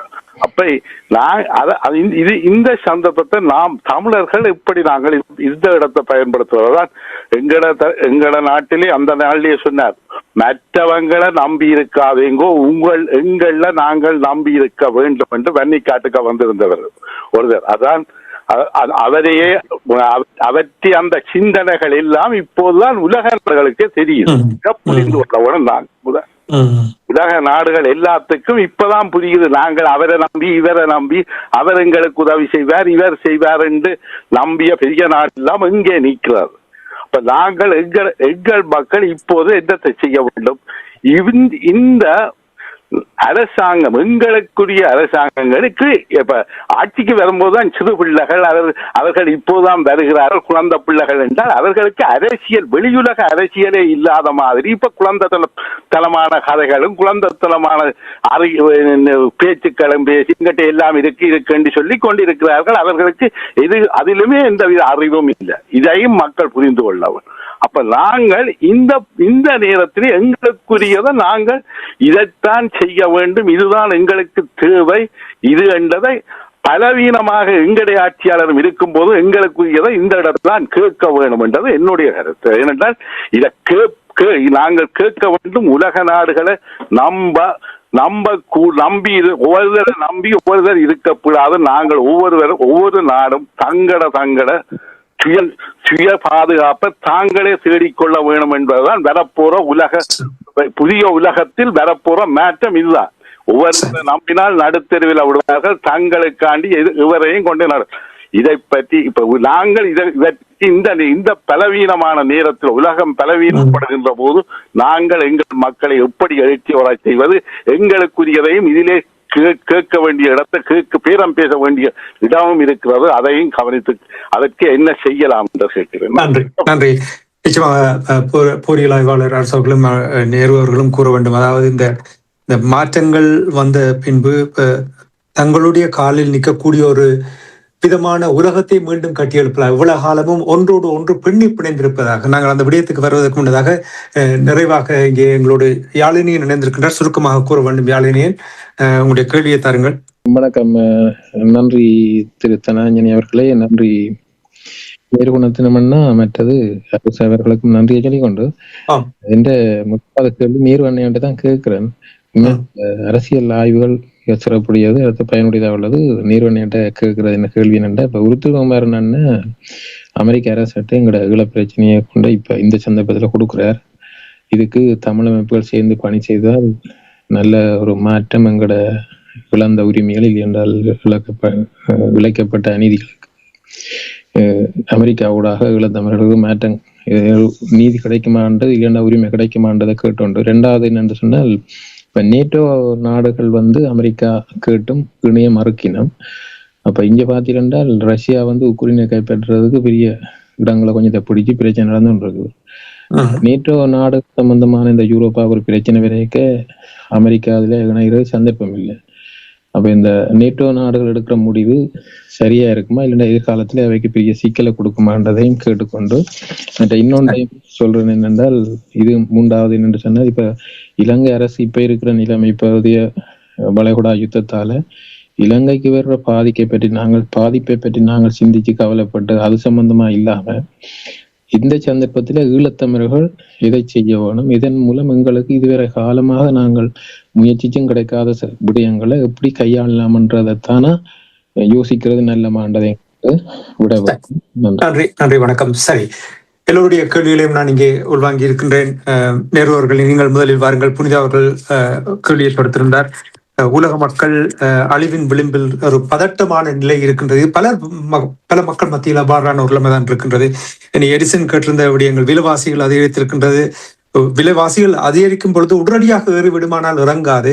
இனி ஷ்ரிங்ஃப்ளேஷன் என்று சொல்வார்கள், அதாவது பொருட்களுடைய அளவை குறைத்து விட்டு விலையையும் அதிகரித்து விடுவார்கள். இப்படியான தந்திரங்கள் எல்லாம் நடைபெறுகின்றது. முதலில் நீங்கள் இவர்களுடைய இந்த கேள்விகளுக்கான பதிலை கூறுங்கள் நேரு அவர்களே. நான் கிழந்து வரேன். இப்போ யாழினுடைய கதை, இப்போ டிஜிடி அமெரிக்காட்ட போய் கேட்குறேன்னா எனக்கு புரியலை. ஏன்னா அமெரிக்கானுடைய குழப்பத்தினுடைய உச்ச தலை யாரையே. இரண்டாவது, அமெரிக்கா யாருக்குள்ள இயங்குறதுன்னு இப்போ வெளிப்பட்டு விட்டது. எது, இஸ்ரேலுக்கு கீழே தான் ட்ரம்ப் இயங்குறார், அமெரிக்காவில் ட்ரம்ப் இயங்குறார். நான் அதை ட்ரம்ப் அமெரிக்கான்னு சொல்லுகிறேன், அமெரிக்காண்டு விட்டுறேன். ட்ரம்ப் அமெரிக்கா கீழ் அது இஸ்ரேலை தான் தொட்டு போகுது. இப்போ ஒரு விஷயம் வெளிப்பட்டிருக்குது, இஸ்ரேல் மொசாட்டினுடைய பழைய ஃபைல்ஸ் கொஞ்சம் வெளியில வந்திருக்கார்கள். நான் போக விரும்பல, மேலதிகமாக சொல்றேன். அந்த மொசாட் எப்படி 84ஆம் ஆண்டு டிஆர்களால் இலங்கைகளை முழுமையாக உள்பூண்டது, அதுவும் அமெரிக்க தூதரத்துக்களால் தான் உள்ளே வந்தது. அது பின்னர் எவ்வாறு இலங்கைகளை கால ஊன்றியது, எங்களுடைய போரில் அது எவ்வாறான காத்திரமான பங்களிப்பை செலுத்தியது, இந்தியாவுக்குள்ளே அது எப்படி போனது, இன்றைக்கு எப்படி மோடியை கொண்டு வந்து அது பெரிய ஆழமான பக்கம். அவே அந்த பக்கத்துக்குள்ள போனோம்னு சொன்னால், மொசாட் எங்கண்ட அழிவுல இவ்வளவு தூரம் இருந்தது. யாழ்ப்பாணத்துக்குள்ள போரியலுக்கான பயிற்சி வரையும் கொடுத்தது இந்த தடயங்கள்ல இன்றைக்கு வெளிப்பட்டிருக்குது. இப்ப இவ்வளவு தூரம் இருக்க இதே இருக்கக்கூடிய அமெரிக்காவிட்ட போய் ட்ரம்பைக்குள்ளால எதுவும் நகர்த்த முடியும் என்று நினைத்தோம்னு சொன்னால் எதுவும் முயற்சி செய்யக்கூடாதுன்னு நான் சொல்ல மாட்டேன். ஆனா முயற்சி திருவினையாக்கமான்னு சொன்னால் இன்றைய சூழலில் அது மிக சவால் நிறைந்தது. முயற்சி செய்வர்கள் செய்யட்டும். ஆனால் அதுக்கு வருமா என்பதுக்கு ஒரு சவால், அதுக்கு இதுக்கு நீண்ட ஒரு பெரிய கதை இருக்குது, நான் விட்டுறேன். இரண்டாவது விஷயம் இருக்குது, இந்த சந்தர்ப்பங்களை எங்களுக்கு சார்பாக பயன்படுத்தணுமா? நிச்சயம் பயன்படுத்தணும். இப்போ எங்கள்கிட்ட ஒரு பலம் இருந்தது, எங்களிடம் ஒரு பலம் இருந்தது. நாங்கள் நிலத்தை கையப்படுத்தி இருந்தோம். எங்கள் நிலத்தை நாங்கள் மீட்டு வைத்திருந்தோம். அதில் நாங்கள் ஒரு நிழல் ரசை வைத்திருந்தோம். நாங்கள் பலமாக இருந்தோம். அது பேரம் பேசுவதற்கான வேறு ஒரு வடிவம் இப்பொழுது எங்கள்கிட்ட இல்லைன்றால் எங்களுக்கு பேரம் பேசுகின்ற ஒரு வலு வேணும். எப்போ அந்த வலுவை எவ்வாறு உருவாக்குவது என்பதில் தான் இருக்கிறது. இப்பொழுது பேசுவதற்கு இலகுவான ஒரு வலு பொருளாதாரம். ஏன்னா உலகம் பொருளாதாரம் அடி வாங்கிக்கிறது, கொழும்பு தொடரும் பொருளாதார சவால்கள் இருக்கின்ற பொழுது நாங்களே எங்களுடைய பொருளாதாரத்தை வலுவாக கட்டியமைக்க முடியாது. இதுக்கு பல முயற்சிகள் தொடர்ச்சியாக மேற்கொள்ள 2 வருஷத்துக்கு முதலும் கூட ஒரு ஹப்பாக, அதாவது இந்தியாவுடைய பொருளாதாரத்தினுடைய மையப்புள்ளியாக தமிழ்நாடு இருக்கிறது. ஆட்சியில் விட்டுருங்க, கட்சியில விட்டுருங்க, இருக்கிறது. அதுக்கான வெள்ளை அங்கே இருக்குது. என்னால் அங்குதான் படித்து வருகிறார். இதே சப் ஹப்பாக எங்கள் மண்ணையும் இணைத்து தமிழராக தென்னாசியாவில் நிமிர்வதற்கான பல்வேறு முயற்சிகள் நடக்கிறது. ஆனால் அது தொடர்ந்து தேக்க நிலைக்கு வருது. என்னன்னு சொன்னால் இதை எடுத்துக்கொண்டு ஓடுவது சவால் இருக்கிறது, பெரிய சவால் இருக்கிறது. நாம் முழுமையாக அந்த விளக்கத்தை சொல்ல முடியாது.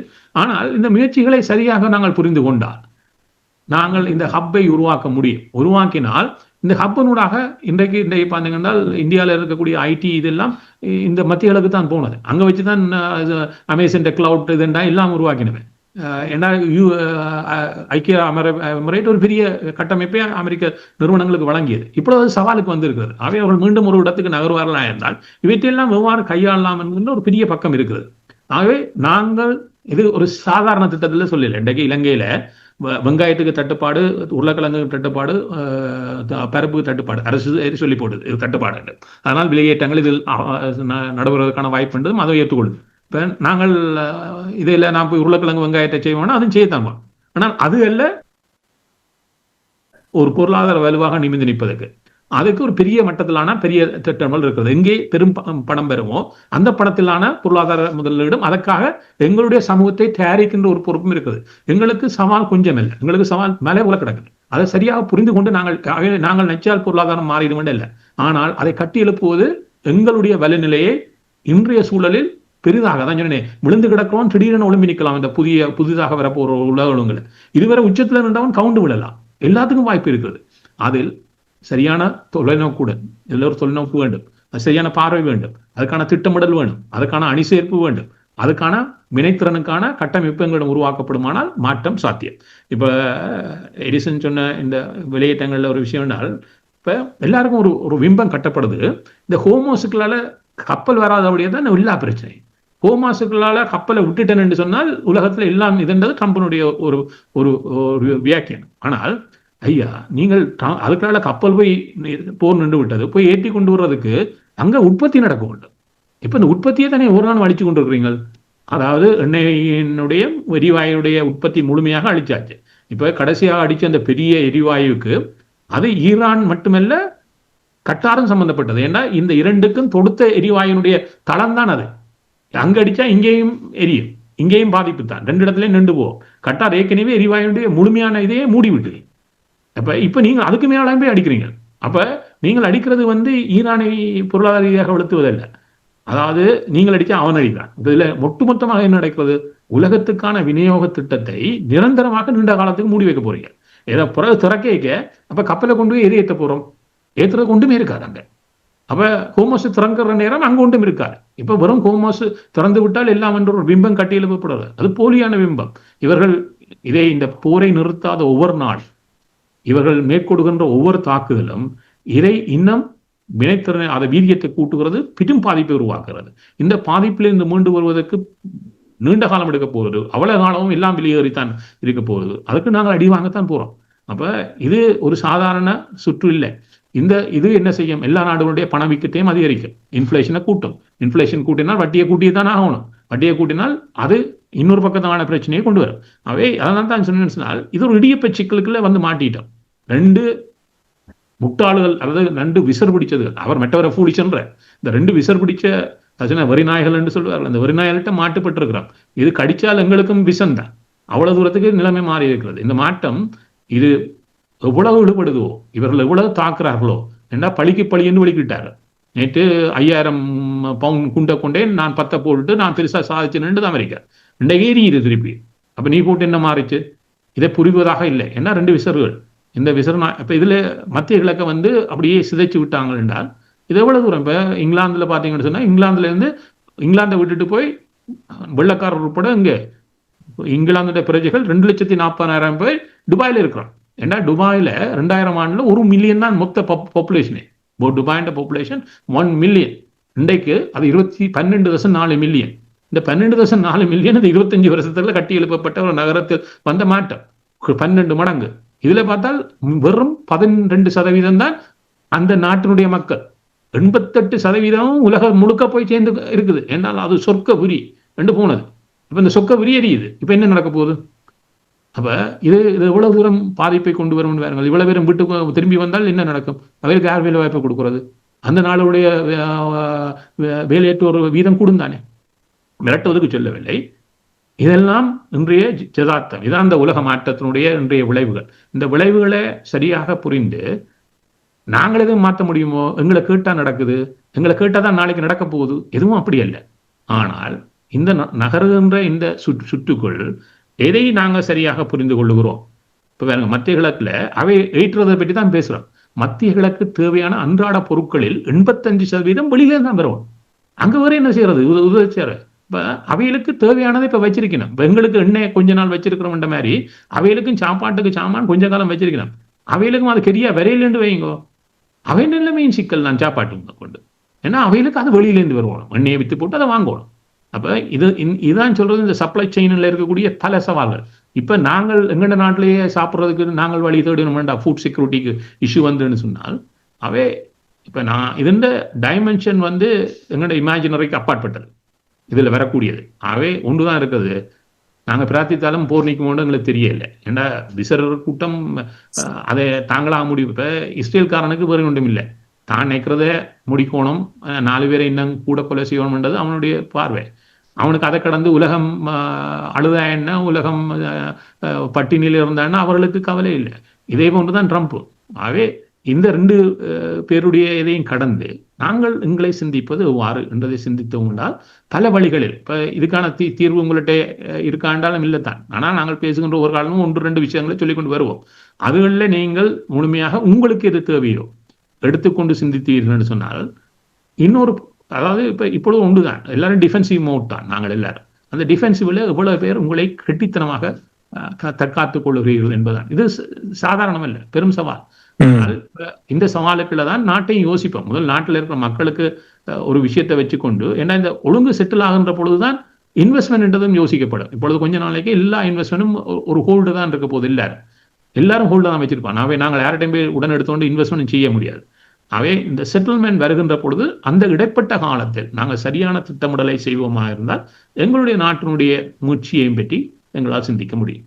நன்றி நேருவர்களே. அரசோக்களே நீங்கள் பாருங்கள். நேரு கூறியது போலதான் உலகம் வந்து ஒரு மிகப்பெரிய ஒரு சாம்ராஜ்யத்தின் வீழ்ச்சியாகத்தான் அதை பார்க்கலாம். அது இந்த ஹோமோஸ் ஜலச, அதாவது 21 மைல் அகலமுள்ள ஒரு கால்வாயை திறப்பதற்கு சூப்பர் பவர் என்று சொன்ன நாடு இன்று எல்லா நாடுகளையும் உதவிக்கு அழைக்கின்ற போதே தெரிந்துவிட்டது உலகத்தின் ஒரு மிகப்பெரிய ஒரு மாற்றம். அந்த மாற்றத்தை அதாவது மற்ற ஏனைய நாடுகள் இது ஏற்படுத்த வேண்டும் என்ற ஒரு நிலை இல்லை என்றால் அவர்கள் கொல்லப்படுவார்கள். அதுதான் அந்த பிரச்சனை. இப்ப ரஷ்யா நிலைமையும் அதுதான், சீனாண்ட நிலைமையும் அதுதான். இப்போது இதற்குள் யார் எப்படி தப்பி பிழைப்பது என்று சொல்லி இப்போது அமெரிக்காவுடன் சேர்ந்தால் தாங்களும் அழிந்து போவோம் என்றதால் தான் ஐரோப்பிய ஒன்றியம் விலத்தி நிற்கின்றது. என்று சொன்னால் தங்களை தாங்கள் பாதுகாத்துக் கொள்வதற்கான ஒரு நிலைமையைத்தான் எல்லா நாடுகளும் போது எடுத்துக்கொண்டிருக்கின்றன.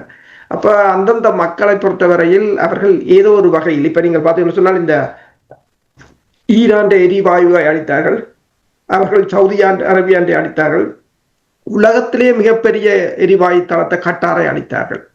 சரி, இந்த எரிவாயுக்கள் ஒன்று வெளியில விற்கிறது போக இந்த எரிவாயுக்கள் தான் அந்த நாட்டின் குடிநீரை சுத்திகரிக்க டீசலினேஷன் பிளான்ட்டுக்கு தேவை. சவுதி அரேபியாவில் 7 நாள் தான் தாக்கு பிடிக்க முடியும். சரி, நேற்று ரஷ்யாவின் அணு உலைக்கு கிட்ட விழுந்து வெடிச்சிருக்கு. அந்த அணு உலை வெடிச்சால் கட்டார், UAE, சவுதி அரேபியா என்ற அவ்வளவு ஆக்களையும் வெளியேற்ற வேணும். எங்க ஒன்று குடியேற்றுறது? இப்ப இங்கே கூடி ஏன் எங்களை 5 நாளைக்கான உணவுகளை வாங்கி வைக்க சொன்னார்கள் என்று சொன்னால், அணுக்குண்டு வீசப்படுமாக இருந்தால் கேமா ரேடியேஷன் போக எப்படியும் ஒரு 3-4 நாள் எடுக்கும். அது இப்ப கான்கிரீட் கல்லுகளுக்கால அது ஊடுருவாது. அல்பா பீட்டா கேமான் இருக்கிறது, இது கூடுதலான கேமா ரேடியேஷன்.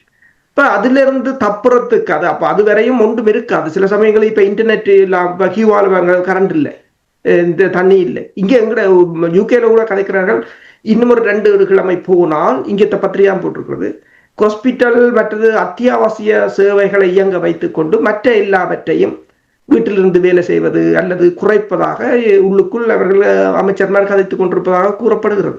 இப்ப இதற்குள் இவ்வாறுதான் நிலைமை. இதை இப்ப தன்னிறைவென்றது இதுதான். இப்ப நாங்கள் எமது தாயகத்தில் எவ்வளவோ வளம் இருக்கின்றது, எத்தனையோ குளம் இருக்கின்றது, எத்தனையோ அத்தியாவசியத்துக்காக தன்னிறைவு. இப்ப நாங்கள் பொருளாதாரத்தில் 2 உற்பத்தி செய்து விற்பனை செய்து பொருட்களை கொண்டு வருவதொன்று, பணத்தை ஈட்டுவதொன்று. ஆனால் அதே நேரம் தன்னிறைவாகவும் இருக்க வேண்டும். எங்களது ஒரு பிரச்சனை இன்றைக்கு துபாயை பாருங்கள். ஓகே, 80% மக்களாக போனார்கள், எல்லாம் இருந்தார்கள். இப்போ ஒரு ஃபைனான்சியல் சிட்டி என்னென்றா எல்லாம் அந்த மனிப்புலேட்டட் பட்ட மணி, ரியல் எஸ்டேட். இன்றைக்கு ரியல் எஸ்டேட் 40% விழுந்து போய் கிடக்கிறது. முதலீட்டாளர்கள் எல்லாம் என்ன செய்யறது தெரியாம, திக்கு திசை தெரியாம ஓடி இருக்கிறார்கள். இனி முதலீடு செய்வாங்களோன்னு தெரியாது. ஆனால் துபாயை பொறுத்தவரையில மரக்கறி கூட பிளேன்ல தான் போவோம். பிளேனோடாட்டி மரக்கறியும் இல்லை, சாப்பாடும் இல்லை. ஆனால் எங்கள நாடுகள் அப்படி இல்லை. ஆனால் அதையெல்லாம் மறந்து அங்கே ஒரு அபிவிருத்தியை செய்து அதை செய்து முதலில் மற்ற ஐடியை செய்யுங்கோ, நீங்கள் ஆர்டிபிஷியல் இன்டெலிஜென்ஸ் செய்யுங்க, அது பிரச்சனை இல்லை. ஆனாலும் அதற்கு முதல் உணவோ நீரோ குடிநீரோ உணவோ எரிசக்தி எல்லாத்திலும் எரிசக்தினா கிரீன் எனர்ஜி. யாழ்ப்பாணம் தான் விண்ட் ஃபார்முக்கும், அதாவது காற்றாலை மின்சாரத்துக்கும் சூரிய ஒளி மின்சாரத்துக்கும் மிகவும் ஏற்ற இடம்.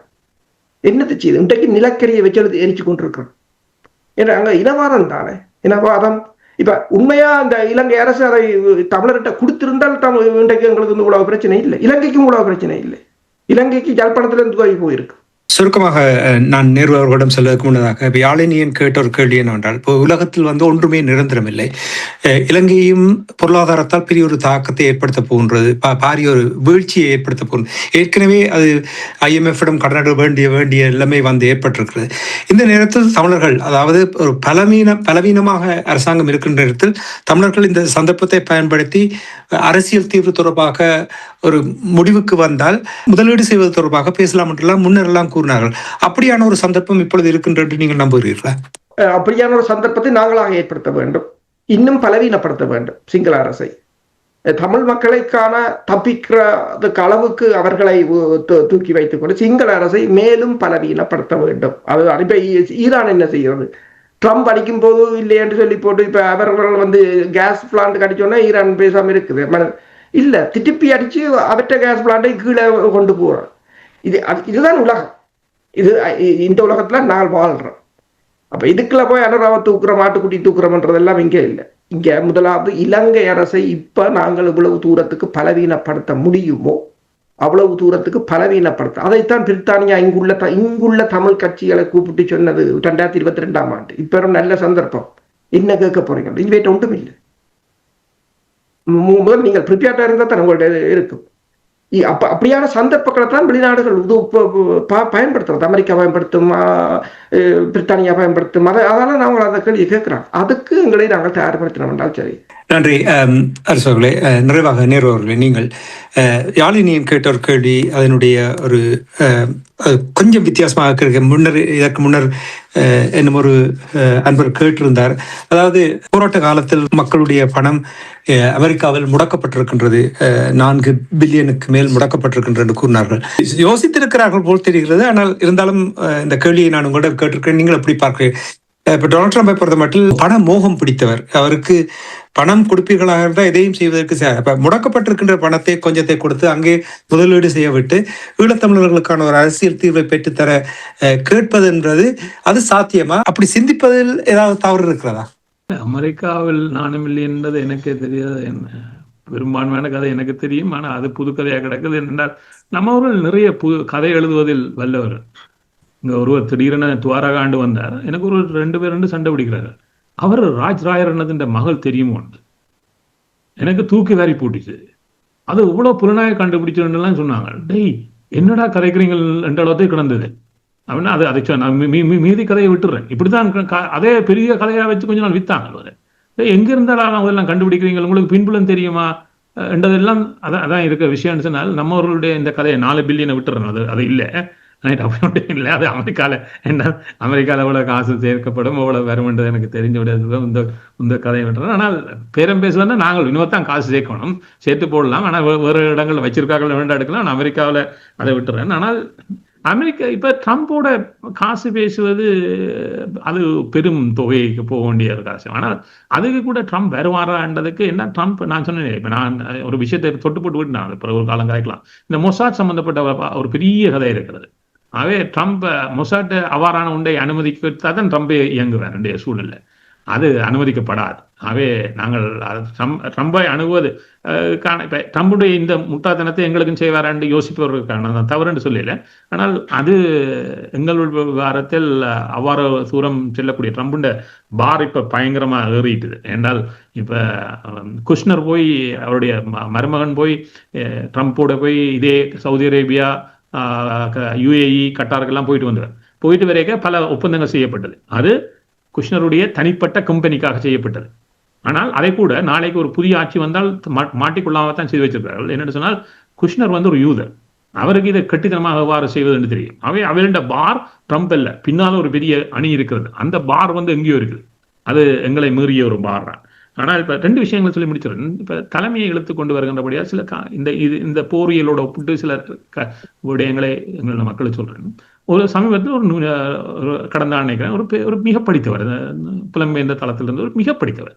ஆனால் இவர் 2002 போய் தலைமையை சந்தித்தவர். அப்புறம் 3 வந்தவர். நான் அப்போ இருந்தாங்க 3 அவர் சந்திக்க இல்லை. ஆனால் அவர் திடீர்னு போன ஆண்டு போய் யாழ்ப்பாணத்துல இருக்கக்கூடிய காணொலியில கூப்பிட்டு ஒரு கதை சொன்னார். நான் வரைக்க தலைவர் 20 தளபதிகளையும் ஒரே அடியா கூப்பிட்டு ஒரு இடத்துல இருத்தி வச்சு என்ன சந்திச்சவர், தனக்கு அவ்வளவு மரியாதை வந்து யோசிச்சு பாருங்கள். இப்ப ஈரான்ல எல்லாரும் ஒரு இடத்துல நின்றுதானே அள்ளினவங்க. அப்ப நீங்கள் அப்ப இதே அந்த காணொலியும் ஒரு 50,000 பேர் பார்த்து அதுக்கு கீழே ஆகா ஆகோ உண்டு. நான் நினைக்கிறேன் அப்ப முட்டா சமூகமா என்னுடைய சமூகம் தான் எனக்கு சிரிக்க தோன்றியது. இப்ப ஒரு போரியல புரிகிற நீங்கள் தலைமை சவாலுக்குள்ள நாங்கள் எல்லா தளவையும் கூப்பிட்டு ஒரு இடத்துல வச்சிருப்பாரு. ஆமா, அப்போ ஒருவர் கதை சொல்றாரு தன்னை விற்கிறதுக்கு, அதே நாங்கள் ஆகோகிக்கொண்டு கொண்டாடுறோம். அப்படின்னா என்னுடைய சமூகம் எவ்வாறு இருக்கிறது? அவை இப்படியான விஷயங்கள்ல கொஞ்சம் அவதானம் செலுத்துங்கள். இப்ப இதே விஷயத்தை தான் யாழ்னியோட ஒப்பிட்டு வருகிறேன். பாருங்கள், இன்றைய வரையும் குறை சொல்லுவர்கள் இருக்கிறார்கள். நாங்கள் அமெரிக்காவோட சேரையில்லை, இந்தியாவோட சேரையில்லை, அவையோட சேரையில்லை, இவையோட சேர்ந்திருந்தா நாங்கள் எங்கேயோ போயிருப்போம். ஐயா, இன்றைக்கு ஜெலன்சியை பாருங்க. ஐயா, ஜெலன்சி ஐயா என்ன செய்தவர்? தனக்கு பிரச்சனை வந்த உடனே ஓடி வந்து நின்றார் ஐரோப்பா உண்மையாக உதவி செய்தது. என்னத்துக்கு? உக்ரைன் ரஷ்யாவை வெல்லோன் இல்லை, அது கஷ்டம் என்று தெரியும்.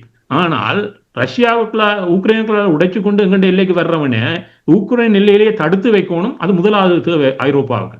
அதுக்காண்டி ஜெலன்சியாக கொடுத்து சண்டையை பிடிச்சு கொண்டு வந்து அங்க வச்சுட்டு கொண்டு இருந்தது. இப்ப என்ன நடந்து போச்சு? செலன்சியாக அதுல கொஞ்சம் மாயில ஒரு குழப்பம் வந்துட்டு, இவங்க என்ன இப்பதான் பயன்படுத்துறாங்க. இப்பதான் அவருக்கு புரிஞ்சு என்ன செய்தார்? யூரோப்பை போட்டு கடிச்சு துப்பி போட்டு போய் ட்ரம்போட பின்னால் நின்றார்.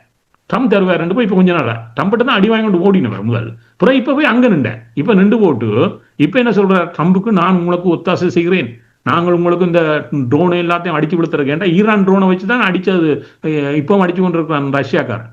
அப்ப நான் அந்த ட்ரோனை அடிச்சு விடுறதுக்கு நாங்கள் ஒரு தொழில்நுட்பம் கண்டுபிடிச்சு வச்சிருக்கிறோம், மேல பறந்து கண்டுபிடிக்கிறது. அதை உங்களுக்கு ஒன்று தாரோம் ரெண்டு போட்டு பேரம் பேசுவோம். நான் இதை தர்றேன், நீங்கள் எங்களுக்கான தாங்கோ, இந்த அயன் டோமை தாங்கோன்னு கேட்டு பார்த்தேன். அது ஒரு இடத்துல நகரே இல்லை. பார்த்தா இதுக்குள்ள 2 நெருங்கிய நண்பர்கள், அவருடைய நண்பராக இருந்த ஸ்டாமரும் இவரும் குழுவி போடணும் இல்லோ. இப்ப திடீர்னு வந்து இறங்கினார் ஸ்டாமர்கிட்ட.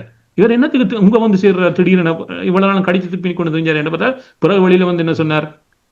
ட்ரம்பும் ஸ்டாமரும் தங்களுக்குள்ளே கருத்து வேறுபாடுகளை கடந்து ஒருக்கா சந்தித்து பேசி உறவை மீண்டும் வளர்த்துக் கொள்ள வேண்டும் என்று எனக்கு ஐயா, இந்த நடு ரோட்ல வந்தால் எப்படி எல்லாம் ஓட வேண்டி கிடக்குன்னு தெரியுது. இப்ப செலன்சியாக்கு அங்கேயும் போக முடியாம கிடக்கு, இங்கேயும் போக முடியாம கிடக்கு, ரோட்ல நிக்கிறாரு இல்லோ. இதை யோசிச்சு பாருங்க. இப்ப நாங்களும் எங்களை போய் அங்க சேரல இங்கே சேரலன்னு தீர்வாக்கள் இருக்குவீங்களோ, நாங்க சேர்ந்திருந்தாலும் இதுதான் நிலைமை. அதை தலைமை தெளிவாக புரிந்து கொண்டார். இங்க இப்படி போய் சேர்ந்தால் அவனவன் எங்களுக்கு குரங்கு வித்தை காட்டுவான். ரைட்டோ, அடிராமா அடிராமான்னு நாங்களும் குரங்கு வித்தை அடிச்சு கொண்டே இருக்கலாம். கடைசியில் எங்களுக்கு எதுவும் நகராது என்று தெரிந்தபடியா தான் இதை கடந்து நின்றவர். ஆனால் அவர் ஒன்றை சொன்னார், ஒரு தேசமாக மக்களாக நாங்கள் அனைவரும் ஒருங்கிணைந்து நின்றால் அதுதான் வலுவான சக்தி, அதனூடாக எந்த சவாலையும் கடக்கலாம் என்று. நாங்கள் ஒரு சமூகமாக வலுவாக நிமிர்ந்து நிற்கவில்லை. எங்களுக்கு நிறைய பேர்